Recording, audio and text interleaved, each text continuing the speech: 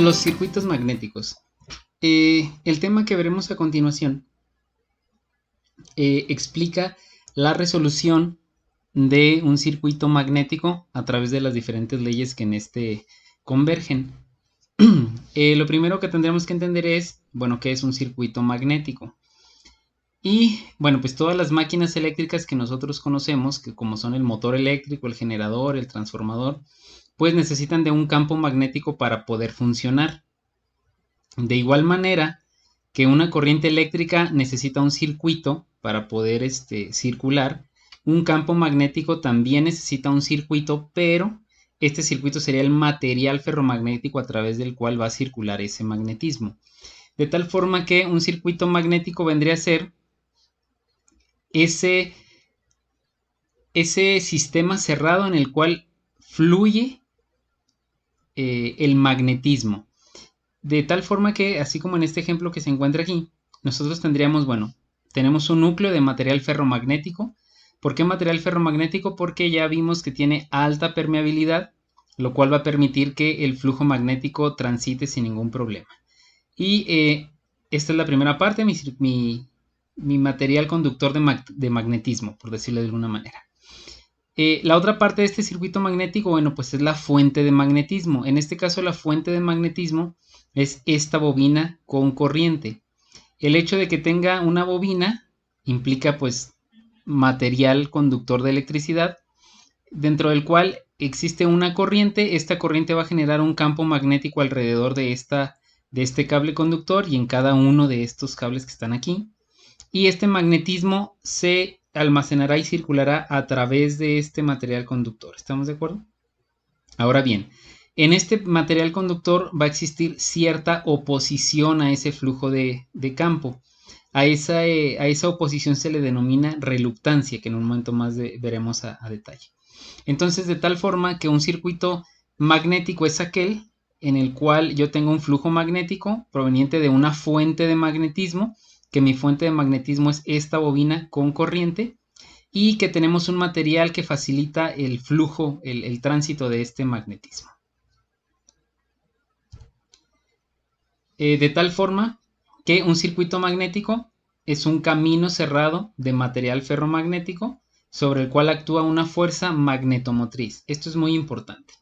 Cuando nosotros veíamos circuitos eléctricos, a la fuente de voltaje también se le conoce como FEM, fuerza electromotriz, es decir, la fuerza motriz que mueve electrones. En este caso, no movemos electrones, movemos magnetismo, de tal forma que se llamaría fuerza magnetomotriz, la fuerza que mueve el magnetismo. Y esta fuerza magnetomotriz vendría a ser la bobina con corriente. ¿Estamos? Muy bien. Ahora bien, la manera de resolver un circuito magnético, ¿qué es lo que queremos resolverle a un circuito magnético? Bueno, lo que queremos saber es, número uno, ¿cuánto flujo va a generar esta bobina con corriente? ¿Cuánto flujo magnético? Número dos, la intensidad, la fuerza que tiene ese flujo magnético. Y número tres, la densidad de flujo. Entendido como densidad de flujo a la cantidad de flujo magnético por unidad de área. Es decir, es de todo el flujo magnético que yo tengo aquí, mucho se va a quedar almacenado aquí adentro, otro más se va a ir aquí por el aire. Yo quiero saber exactamente cuánto se va a quedar almacenado para poder utilizarlo. Esa sería mi densidad de flujo. Entonces, ¿de qué manera puedo yo determinar el flujo, la intensidad de campo y la densidad de flujo? A través de una analogía entre un circuito magnético y un circuito eléctrico.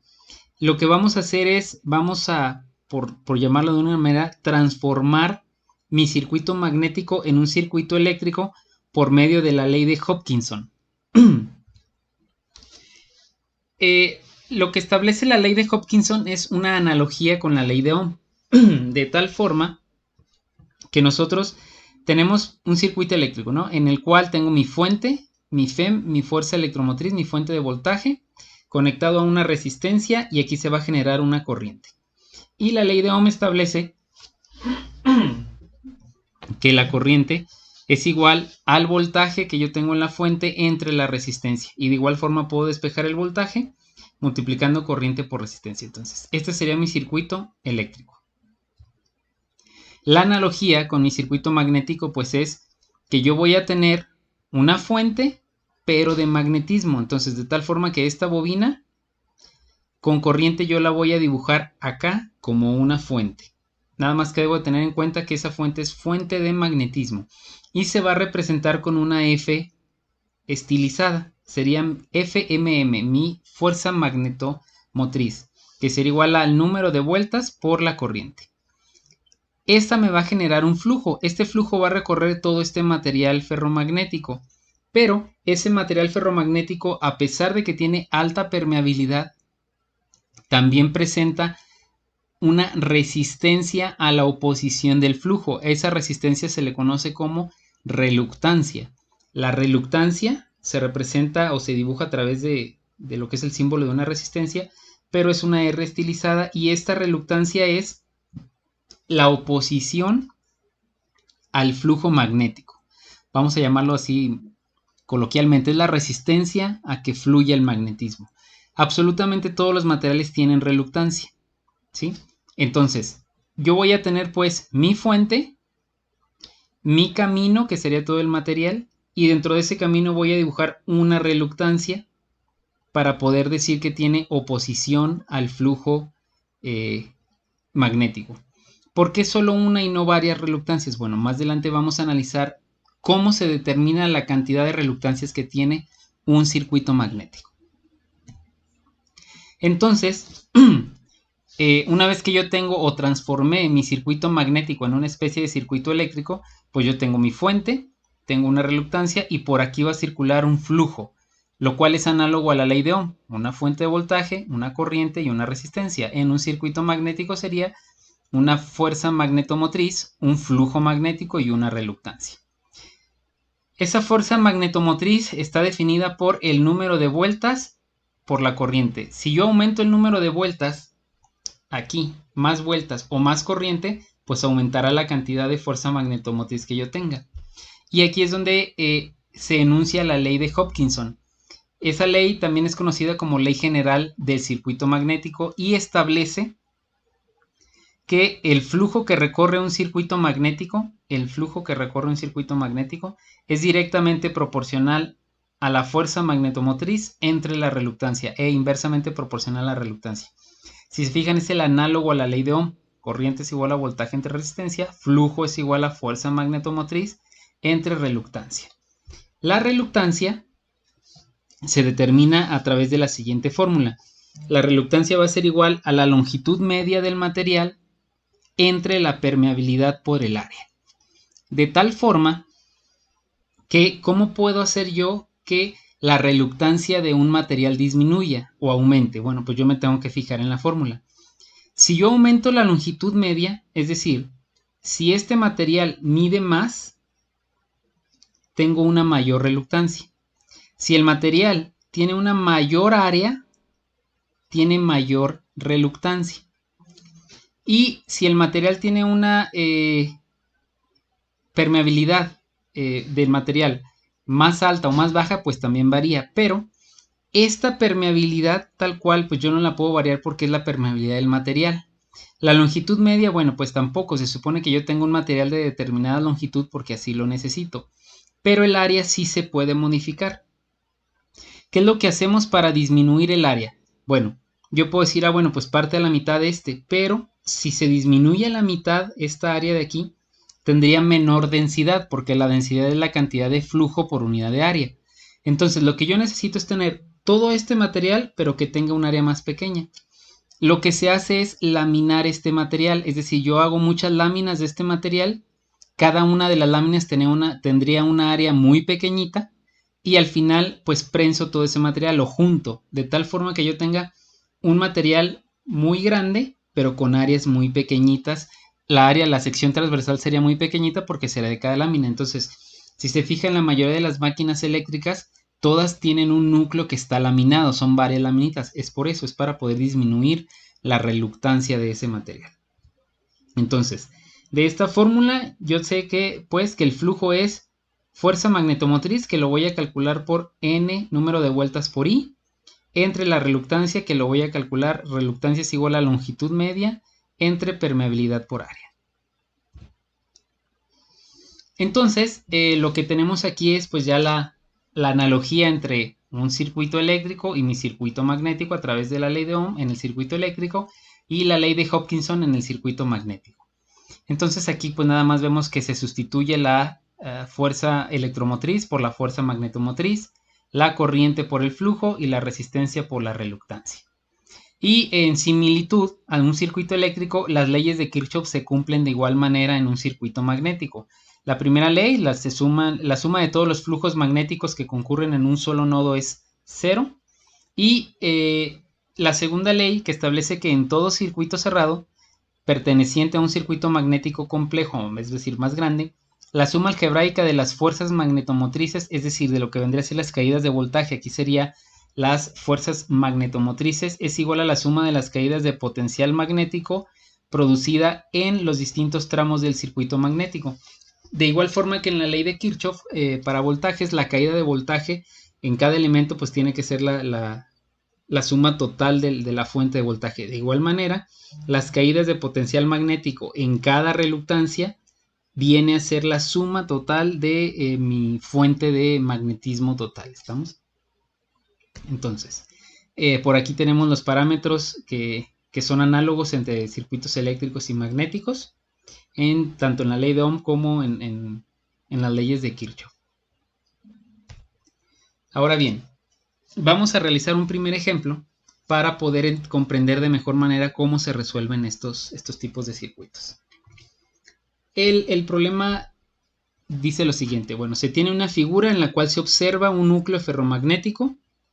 3 lados de este núcleo son de ancho uniforme, mientras que en el cuarto lado es más delgado, es decir, tiene 3 piernas de un mismo tamaño y una más delgada. La profundidad que presenta el núcleo es de 10 centímetros y las demás dimensiones se muestran en la figura. Se tiene una bobina de 200 vueltas enrollada sobre el lado izquierdo del núcleo y la permeabilidad relativa es de 2500. Recordemos que la permeabilidad relativa es la relación que hay entre la permeabilidad del material y la permeabilidad del espacio libre.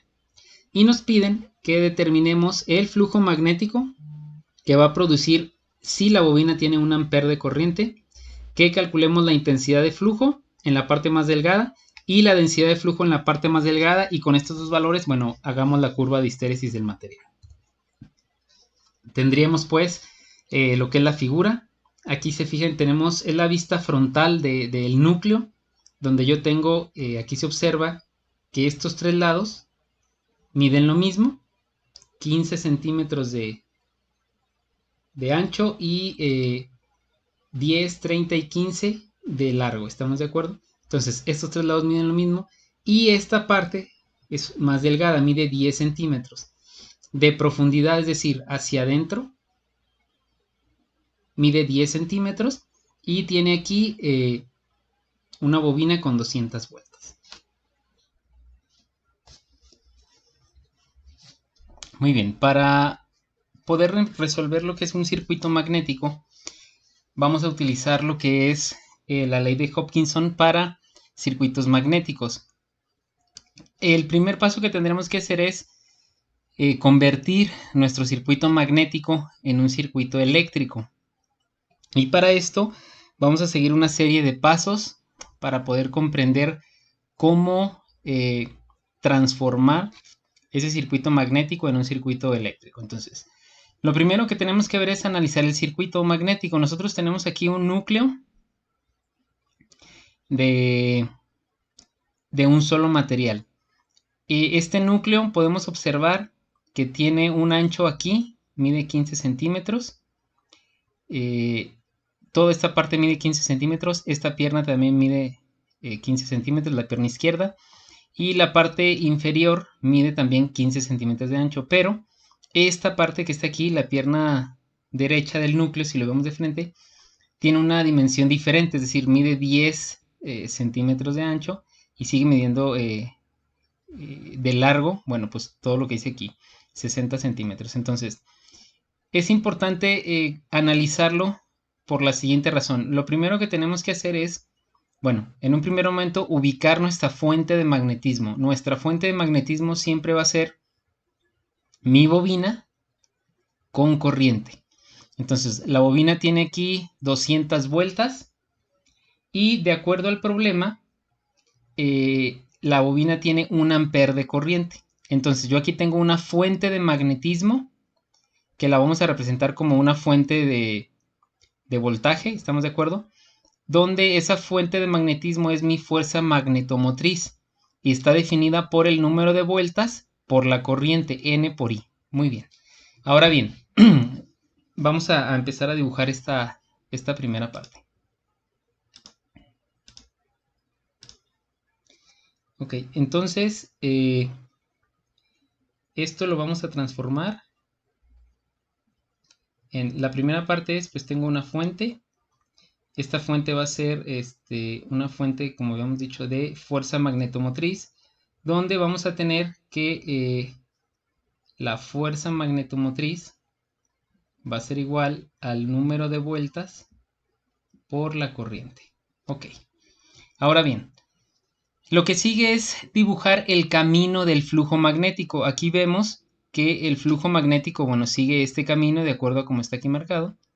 Baja por aquí, regresa y sigue este caminito. Ahora bien, este flujo magnético, como ya lo hemos analizado, va a tener cierta oposición. ¿Por qué? Porque el material por sí mismo va a ofrecer oposición a que fluya el flujo magnético. A esa oposición se le llama reluctancia. Lo que tengo que ubicar yo es la cantidad de reluctancias que existen en el circuito, ¿sí? Y estas las vamos a dibujar en el circuito eléctrico como resistencias. ¿Por qué? Porque vendría a ser el equivalente a lo que es la reluctancia. La resistencia es la oposición al flujo de corriente y la reluctancia la oposición al flujo magnético. Entonces, ¿cómo vamos a ubicar estas reluctancias? Bueno, las reluctancias tal cual eh, hay dos maneras para que afectan o que me determinan, perdón, la reluctancia. La primera es el área del material. Entonces, y la segunda va a ser el tipo de material.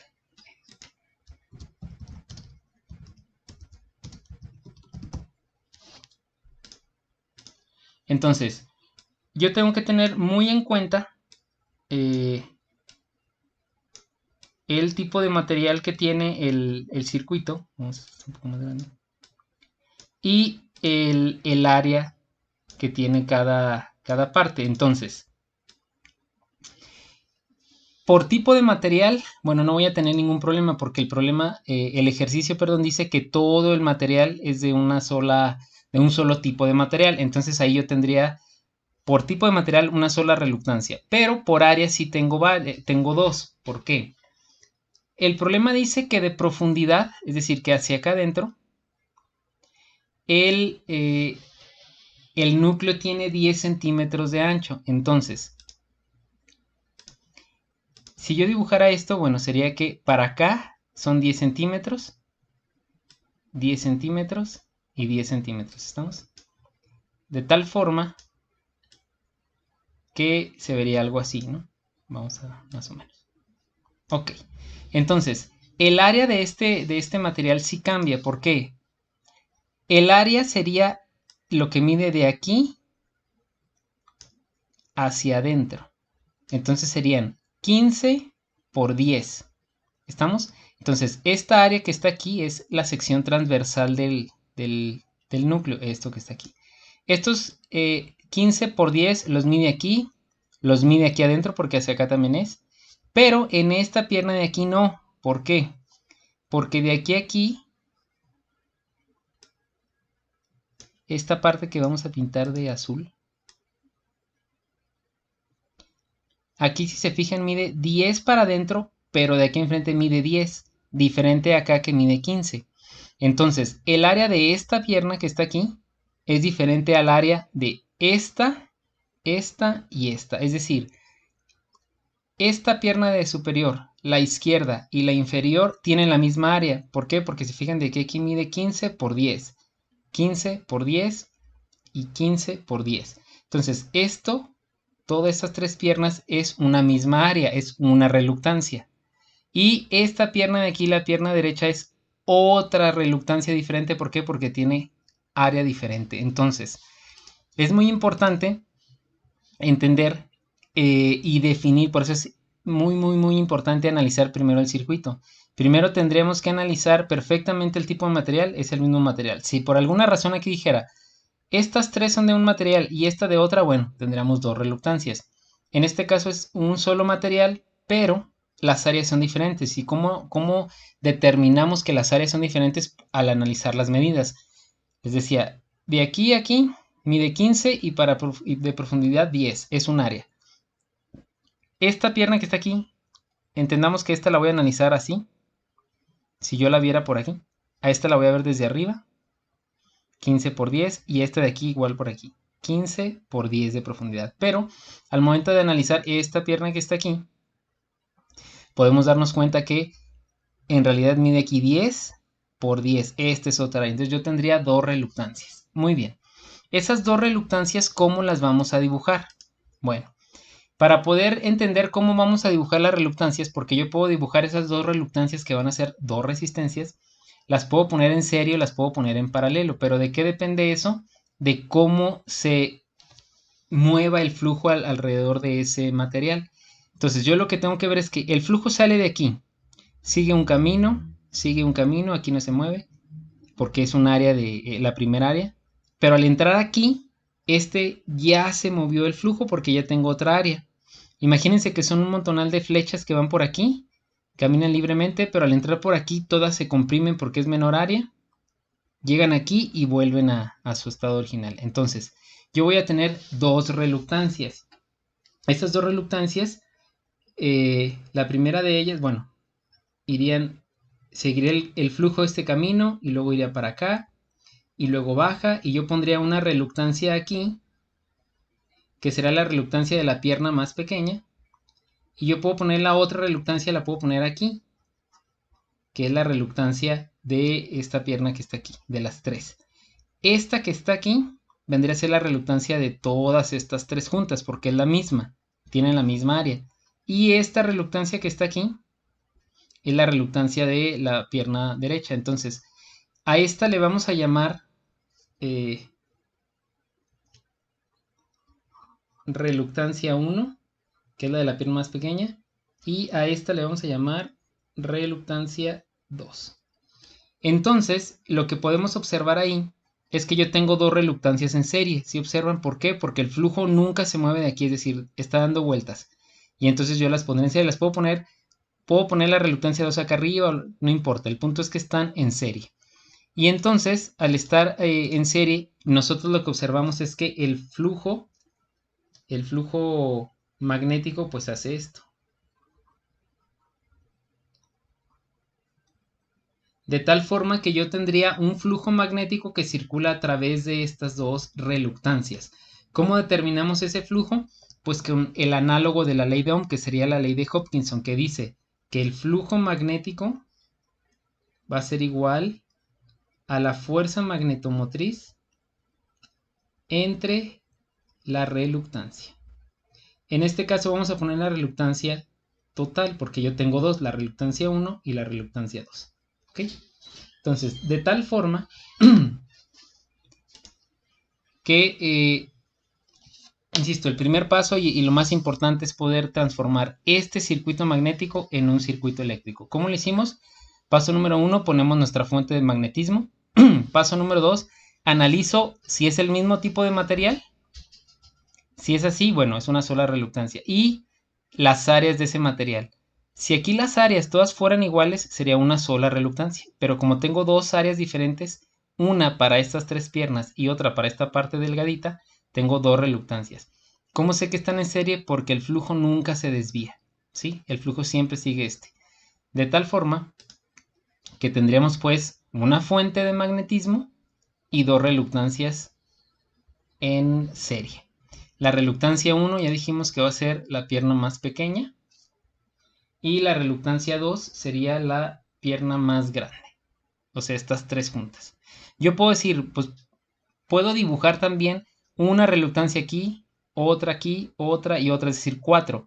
Pero al final de cuentas estas tres serían iguales y se van a sumar, ¿estamos de acuerdo? Entonces, Si yo la calculo ya tomando en cuenta toda esta distancia, pues sería lo mismo, ¿ok? Entonces tendría mi reluctancia 2 y mi reluctancia 1 aquí. Ok. Ahora bien, vamos a llevarnos esta imagen para acá.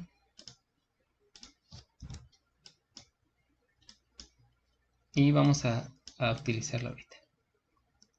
Entonces, lo primero que vamos a hacer es, ya definimos que para calcular el flujo que circula por aquí,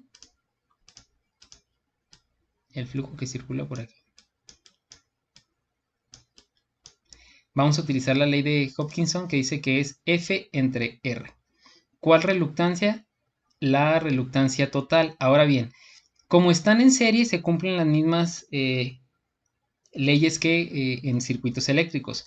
Yo determino la reluctancia 1, determino la reluctancia 2, se suman y yo tendría la reluctancia total.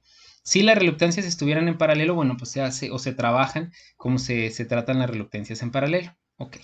Entonces, lo primero que vamos a hacer es determinar lo que es la reluctancia. La fórmula de reluctancia nos dice que va a ser longitud media entre permeabilidad por área. La longitud media ahorita la vamos a determinar. La permeabilidad, bueno, es la permeabilidad del material. Yo no tengo la permeabilidad del material, tenemos la permeabilidad relativa, es decir, esta. Son 2500 la permeabilidad relativa. Si yo tengo la permeabilidad relativa que son 2500 y tengo la permeabilidad del espacio libre que son 4pi por 10 a la menos 7, puedo despejar esta. Esta pasa para acá y ya tendré yo la permeabilidad del material. ¿Cómo determinamos pues la longitud media 1? Bueno, vamos a trabajar en un primer momento con la reluctancia 1, que es la de la pierna más pequeña. Entonces, lo que vamos a hacer es lo siguiente. Dice aquí, ok, reluctancia 1 va a ser igual a longitud media 1 entre permeabilidad del material por el área. Muy bien. ¿Cómo vamos a determinar la longitud media 1? Bueno, vamos a trabajar nada más con esta pierna que está aquí. Vamos a olvidarnos de todo lo demás, únicamente esto que está aquí. Y habíamos dicho que la longitud media era lo que medía. Vamos a analizar, insisto, este cuadro que está aquí. Lo que mide, voy a tratar de ponerlo en rojo. Vamos a analizar únicamente este cuadro que está aquí. Ok. Y vamos a determinar lo que mide de aquí a aquí. Es decir, todo este cuadro que está aquí, no voy a considerar la mitad del material. Es decir, si se fijan aquí mide de aquí a aquí 15, 30 y otros 15. Es decir, mide 60 centímetros todo esto. Pero me dice muy claramente que de aquí a aquí mide 15, es decir, donde hace el doblez para la otra pierna, y de aquí a aquí mide 15. Entonces lo que vamos a hacer es, como el flujo magnético no viaja a través de las esquinas del material, sino por el centro, lo que vamos a hacer es que de estos 15 únicamente voy a tomar la mitad, y de estos 15 únicamente la mitad. Es decir, de todo lo que mide yo quito la mitad aquí, y la mitad superior. Entonces de aquí sería 7.5 de aquí a aquí.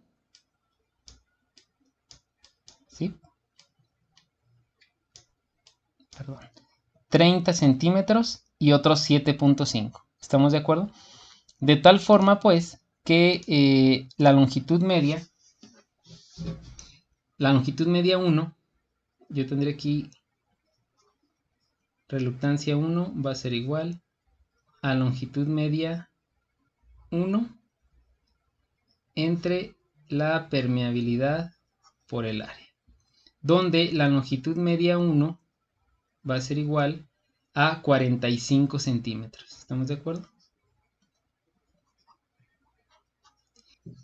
De tal forma que entonces nuestra reluctancia 1, que sería la pierna más delgada de lo que es el núcleo, pues sería 0.45 metros, hay que hacer los metros, insisto, y tendríamos permeabilidad relativa 2500 por permeabilidad del espacio libre, que son 4pi por 10 a la menos 7, y por el área. El área, como ya lo habíamos dicho, es el multiplicar, insisto, estamos nada más con esta pierna que está aquí. Sería multiplicar esto, lo que mide de aquí es sección transversal, recuerde, 10 por los 10 que mide de profundidad, de tal forma que me quedaría este cuadrito que está aquí, es el área de este cuadro. Serían 10 por 10. insisto, está en centímetros, hay que hacerlo metros. De tal forma que sería 0.10 metros por 0.10 metros, para que fuera el área 1. Hacemos la operación y nos da que la reluctancia 1 son 14.300 amper vueltas sobre Weber. Este es el valor de mi reluctancia 1, que es la pierna más delgada. Para la reluctancia 2, bueno, pues tenemos que determinar en un primer momento lo que es la longitud media. Y esta longitud media, decíamos, va a ser la mitad de cada uno de las piernas. Entonces, si yo analizo, acuérdense qué es lo que mide aquí, aquí y aquí. Muy bien, entonces vamos a analizar esta primera pierna que está aquí. Yo no voy a tomar desde aquí hasta acá. No, es la mitad de estos 10, todos estos 30 y la mitad de estos 15. Hasta ahí. Entonces sería 5, 30 y 7.5. ¿Estamos de acuerdo? Para abajo sería lo mismo. La mitad de aquí, todo esto que está aquí y la mitad de aquí. Entonces serían 7.5 que mide aquí, 30 y otros 7.5. Y esta pierna de acá abajo sería la mitad de aquí, 7.5, 30 y 5 de aquí. Entonces mi longitud media como tal está marcado aquí, sería desde este punto, 5, 30, 7.5, para arriba 7.5, que es la mitad de esos 15, 30, 7.5, 7.5 por acá, 30 y 5. Hasta ahí sería mi longitud media 2. De tal forma pues que todo esto vendría a ser mi longitud media para la reluctancia 2. ¿Estamos? Todo eso mide 130 centímetros. ¿Estamos de acuerdo? Entonces, esos 130 centímetros lo hacemos metros, 1.30. Y la permeabilidad relativa es la misma, 2500 por 4pi por 10 a la menos 7. Y en el área, aquí sí cambia, serían 0.15 por 0.10. ¿Por qué? Porque sería lo que mide de aquí a aquí 15 por 10. ¿Estamos de acuerdo?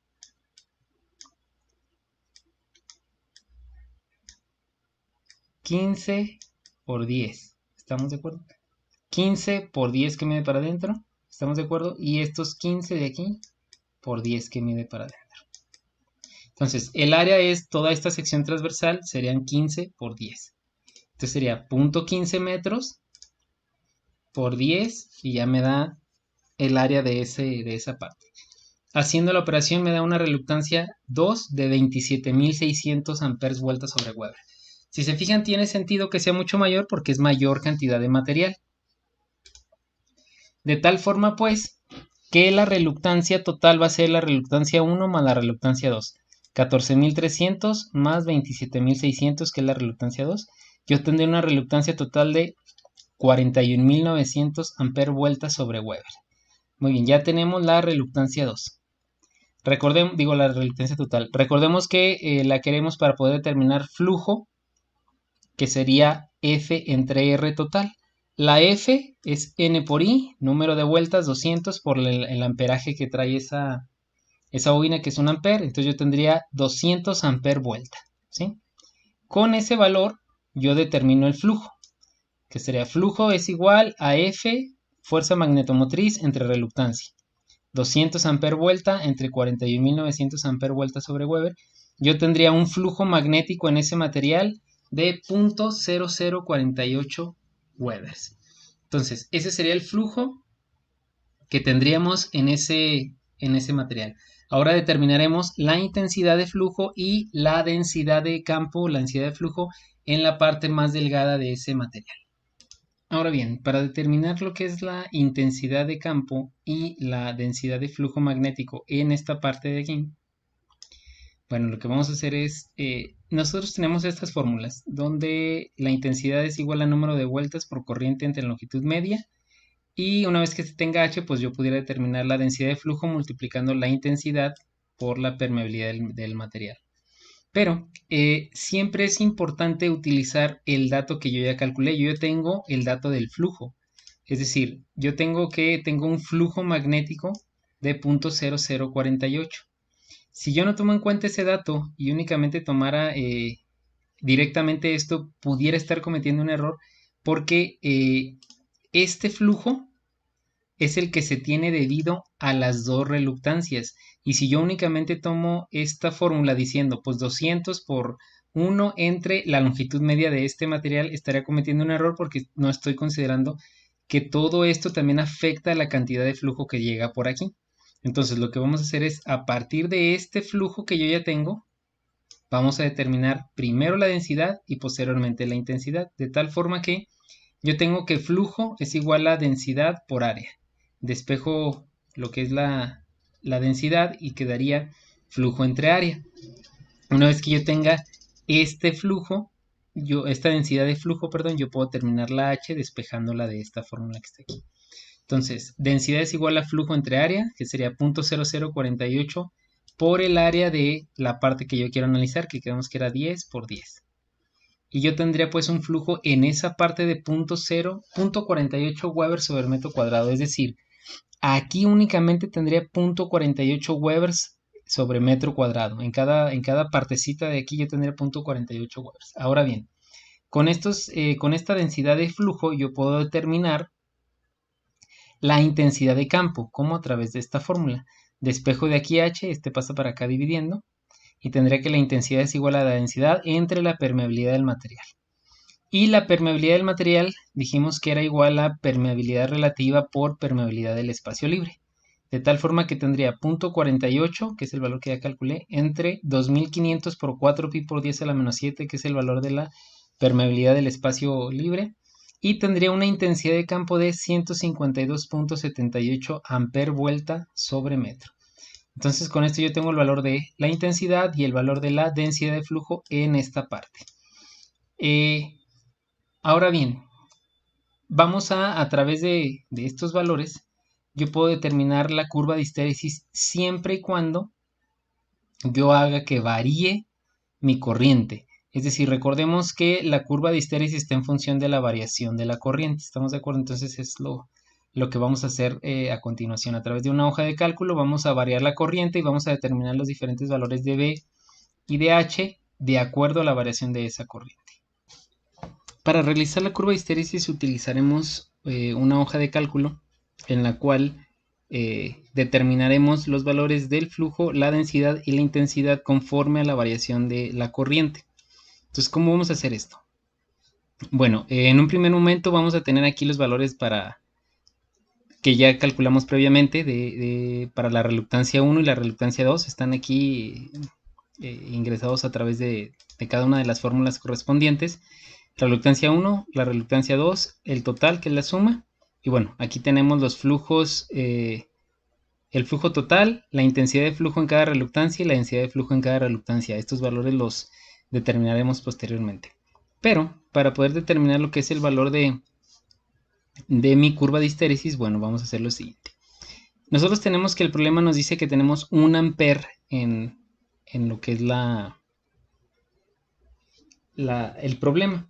Lo que vamos a hacer no es que vamos a estar variando la corriente, posteriormente lo vamos a hacer para ver cómo se comporta la curva de histéresis, pero lo que tendremos que ver es que esa señal de 1 amper, si fuese de corriente alterna, bueno, pues sería una señal senoidal, en la cual esta variaría desde un valor positivo hasta un valor negativo. Es decir, nosotros tendríamos, como ya lo sabemos, que el amper, el valor de 1 amper es el valor RMS, es decir, será un valor aquí. ¿Sí? Entonces, lo que vamos a hacer es darle valores a la corriente desde aquí. 0, empieza a subir, llega a 1 y llegaría hasta este punto que es el valor máximo. Bajaría a 0, valores negativos y su máximo negativo. Entonces, lo que haremos es determinar cuánto vale ese valor máximo. ¿Estamos de acuerdo? Y para esto sabemos que la fórmula dice que el valor RMS es igual a 0.707 el valor pico.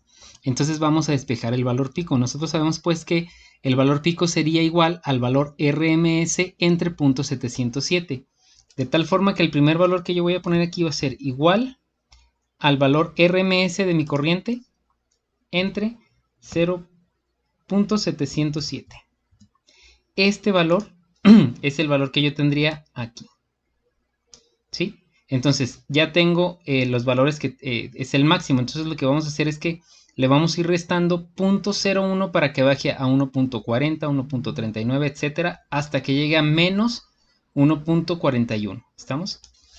Entonces, de esa forma vamos a hacer que varíe nuestra corriente. Entonces aquí ponemos igual a este valor menos 0.01. ¿Sí? Y vamos a dar valores hasta que llegue a menos 1.41. ¿Estamos? Estos dos valores ya. Es decir, llega hasta de un valor máximo positivo a un valor máximo negativo y tomaríamos todos los valores desde el máximo positivo hasta el máximo negativo. Con estos valores vamos a determinar el flujo, la densidad y la intensidad. El flujo, como lo hemos calculado en el problema, va a ser igual a la fuerza magnetomotriz, que sería N por I. N por el valor, en este caso, de esta corriente.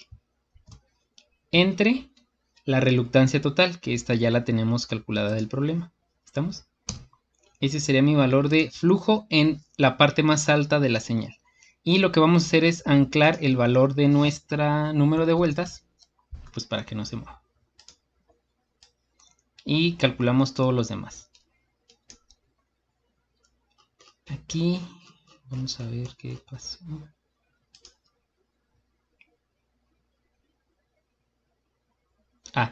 Nos faltó anclar el valor de la reluctancia total. ¿Estamos? Porque si no se va a ir moviendo. Calculamos nuevamente. Y tenemos. Y checamos nuestro valor en 1 ampere para que corroboren. El valor en 1 ampere es 0.0047, que es el valor que nosotros tenemos en el problema original. Con esto vamos a calcular ahora la densidad de flujo. La densidad de flujo va a ser igual a el flujo magnético, que ya calculamos aquí, entre el área de donde estamos calculando, que en este caso el área sería el área de la pierna que estamos calculando, la pierna derecha, y su área es 0.01 metros, que sería 0.1 por 0.1. Igual. Anclamos el valor del área. Y el valor de aquí si se tiene que ir moviendo del flujo, se tiene que ir moviendo de uno por uno. Entonces con esto tenemos ya nuestro valor de densidad de flujo. Corroboramos el valor en 1 ampere, 0.47. ¿Estamos? Y por último determinamos lo que es la intensidad de flujo, que sería la densidad entre la permeabilidad del material, que aquí tenemos permeabilidad del material, que esta la calculamos multiplicando la permeabilidad relativa por la permeabilidad del espacio vacío. Anclamos lo que es este valor de la permeabilidad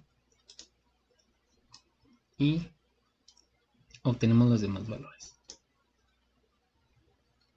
Ok. Una vez que tenemos esta tabla representa los valores de la densidad, la intensidad y el flujo magnético en toda la señal senoidal que tenemos. Lo que vamos a hacer ahora es graficar nuestra curva de histéresis. Entonces, la curva de histéresis normalmente nosotros graficamos en el eje de las X la intensidad y en el eje de las Y la densidad, es decir, H contra B. Si nosotros la graficamos, bueno, se vería una línea. Esa línea representaría en cierta forma la curva de histéresis, pero no sería una curva como tal, sino sería el comportamiento que nos muestra el aumento y la disminución de la densidad y la intensidad en función de la corriente. Pero el problema radica en que cuando nosotros tenemos cero corriente, la intensidad es 0, pero la densidad de flujo tendría que quedar con un valor. Y cuando yo tenga un valor de corriente negativo, pues la intensidad se aumenta negativamente, pero la densidad de flujo sufre un cambio de dirección las líneas de flujo. Eso no lo podemos reflejar tal cual en la curva de histéresis si la graficamos en un Excel. ¿Por qué? Porque matemáticamente en cuanto yo tengo una corriente de 0, tanto la densidad como la intensidad se van a hacer cero porque una es función de la otra. Entonces no nos sirve mucho esa curva. Entonces lo que vamos a hacer es graficar la corriente contra la densidad y la corriente contra la intensidad de campo. Y en una misma gráfica. Entonces vamos a insertar un gráfico de dispersión. Y vamos a seleccionar los datos. La primer variable que vamos a graficar sería la densidad. En el eje de las X vamos a poner la corriente. Y en el eje de las Y, la densidad de flujo.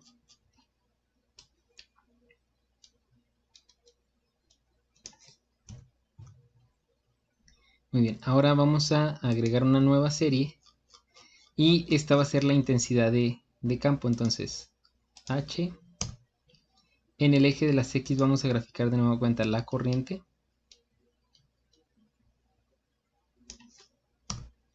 Y en el eje de las Y, pues la intensidad de campo.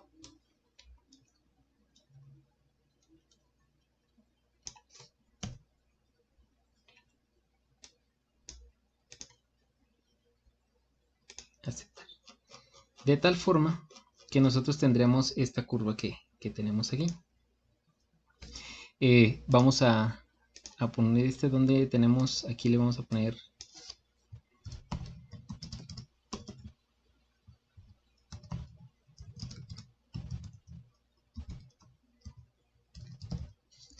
ok. Y antes de darle nombre a los ejes, lo que vamos a hacer es, bueno, como yo tengo en H, tengo valores que rondan en 214, 213, mientras que en la densidad de flujo tengo valores que no llegan a la unidad, es decir, 0.67, etcétera. Por eso se ve como si estuviera sobre el eje de las X. Entonces vamos a pasar esta al eje secundario. Y tendríamos, esta sería nuestra curva equivalente. Aquí sí se puede ver muy están pegadas casi una de la otra, pero bueno, aquí se alcanza a ver una pequeña diferencia. Y entonces esto lo que haría es lo siguiente. Nosotros tenemos pues que este eje que está aquí es el eje de la intensidad de campo, porque ronda en esos valores, ¿estamos?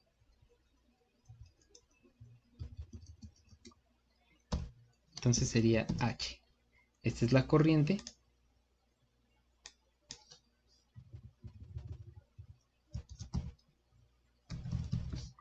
Y este será el valor de la densidad. Ahorita agregamos un cuadro de texto donde pondremos B.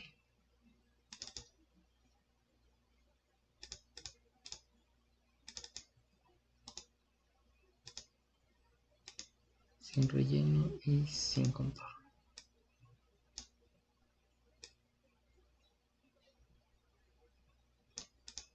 Entonces este eje representa el valor de la densidad y este representa el valor de la intensidad y esta es la corriente. Aquí lo que podemos ver es que la curva histéresis, bueno, está muy juntita, estamos de acuerdo, por la cantidad de corriente. Ahora bien, de igual forma, no podemos evitar este cruce por cero. Nosotros sabemos que la curva histéresis en realidad inicia en cero y una vez que el material está magnetizado nunca vuelve a cero. ¿Por qué? Porque cuando yo tengo cero corriente sí tengo cero intensidad, pero la densidad se queda aquí. Eso no lo puedo lograr a través del Excel, pero bueno, nos da un comportamiento cercano a. Si yo aquí digo, bueno, ¿qué pasaría si reduzco la corriente a la mitad? Bueno, mi curva se empieza a abrir, de tal forma que yo empiezo a ver que la intensidad de campo disminuye y la densidad también disminuye, pero aquí yo alcanzo a ver esta área aquí sobre la curva sería mi curva de histéresis. De igual forma yo aquí puedo decir, bueno, ¿qué pasa si son 2 amperes? Bueno, pues se empieza a abrir un poco más, no sé, 4 amperes, etcétera, ¿no? Si yo empiezo a aumentar aleatoriamente la corriente, bueno, aquí todo esto ya empieza a ver mucha más área bajo la curva. ¿Por qué? Porque ya tendría una intensidad de 1718 y una densidad de 5.39 teslas, entonces se empieza a abrir esta curva. Entonces, la funcionalidad de esta hojita de Excel, pues es esa, que nos permite determinar o visualizar el comportamiento de la densidad y la intensidad respecto a la variación de corriente. ¿Por qué no varío las vueltas? Bueno, porque si yo tengo un circuito magnético con 200 vueltas no le voy a poner más, pero la corriente sí puede variar. ¿Por qué? Como decíamos, puede haber una sobrecarga en el circuito, puede haber una variación ajena, un corto, etcétera, y esa corriente se va a mover. Entonces, esto me permite jugar con este valor de corriente y ver cómo se comporta nuestra curva de histéresis en función de la variación de corriente.